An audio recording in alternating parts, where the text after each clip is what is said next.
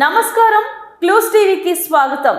Doctor BR Ambedkar Konaseema జిల్లా రామచంద్రపురం నియోజకవర్గంలో K Gangavaram మండలం కూళ్ల గ్రామంలో సత్తి సువర్ణ రత్నం అనే యువకుడు దారుణ హత్య. వివాహేతర సంబంధం నేపథ్యంలో ఈ హత్య జరిగినట్లు తెలుస్తోంది.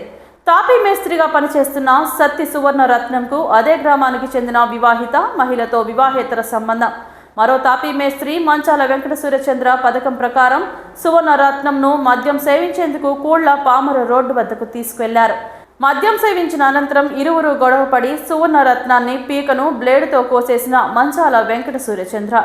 అనంతరం సూర్యచంద్ర సమీపంలోని పంట పొలంలో ఉన్న బురదలో సువర్ణ రత్నంను ఊబులోకి తొక్కిపడేసి ఊపిరి ఆడకుండా చేసి హతమార్చాడు.